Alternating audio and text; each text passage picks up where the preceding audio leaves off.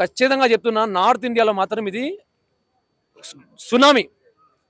North ఇండియాలో tsunami. Box ఆఫీస్కే box బద్దలైపోద్ది. ఖచ్చితంగా బాక్స్ ఆఫీస్కి బాక్స్ బద్దలైపోద్ది. నార్త్ ఇండియాలో సునామీ కొట్టబోతుంది అఖండ 2తో. తెలుగు సినిమా ఖచ్చితంగా చెప్తున్నా, నార్త్ ఇండియాలో కొల్ల కొట్టబోతుంది. అక్కడ థియేటర్లో ప్రతి బాక్స్ బద్దలైపోద్ది. ఎన్ని బాక్స్ ఉన్నాయి మీరు లెక్కేసుకోండి. ఆడ బాక్స్ ఆఫీస్లో కాదు, ఎన్ని బాక్స్ ఉన్నాయి అన్ని బాక్స్ బద్దలైపోతాయి ఖచ్చితంగా. ఖచ్చితంగా మీరు చెప్తున్నారు కదా, వెళ్ళేటప్పుడు ఖచ్చితంగా ఏదైనా దూదిలో కాటన్ పెట్టుకోమండి. నా మాటిని దయచేసి ఖచ్చితంగా దయచేసి పెట్టుకొని పోండి. లేకపోతే మీ చెవులోంచి రక్తం వస్తుంది. తర్వాత ఎవరు బాధ్యత కాదు. మీకు మళ్ళీ హాస్పిటల్ బిల్లు కూడా ఏరు. తమన్ గారు చెప్తున్నా ముందే. మళ్ళీ మా హీరో వాళ్ళు ఏదంటే మీ విజ్ఞప్తిగా వదిలేస్తున్నా.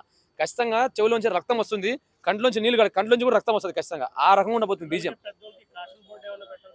కాషన్ అంటే ఇది చెప్తున్నా కదా, అందరు ఖచ్చితంగా ఎంజాయ్ అయిపోతున్నారు, చొక్కాలు చించుకోబోతున్నారు. కాబట్టి ఖచ్చితంగా చెవులకి మాత్రం దూదులు పెట్టుకొని వెళ్ళండి, కాటన్స్ మాత్రం గట్టిగా పెట్టుకొని వెళ్ళండి. ఈ పండగ కాదు, జాతర మాకు బాలకృష్ణ ఫ్యాన్స్ కి జాతర. ఖచ్చితంగా అఖండ 1లో ఏం చెప్పాడు, అహాన్ని వదిలేస్తే దేవుడాని పీక ప్రకిలించేలాగా అప్పుడు దేవుడు వస్తాడని చెప్పేశాడు. కానీ అఖండ 2లో ఏం చెప్పాడు ట్రైలర్ లో, దేవుడు వస్తాడన్న నమ్మకాన్ని చంపడానికి వాడు వచ్చాడు, ఎవరు విలను. సో ఇక్కడ మీకు రెండు అర్థం చేసుకోండి. ఫస్ట్ పార్ట్ లో మనకు ఒక హింట్ ఇచ్చాడు, దేవుడి కోసం అహం వదిలేసి నువ్వు పీక ప్రకిలించేలా దేవుడా అని అరువు అంటే అప్పుడు బాలకృష్ణ వస్తాడు.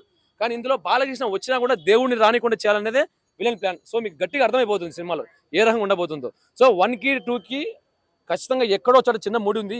నాకు తెలిసినంత వరకు ఇక్కడ ఉంటే ముగ్గురు బాలకృష్ణ ఉండొచ్చు అనుకుంటున్నాను నేనైతే.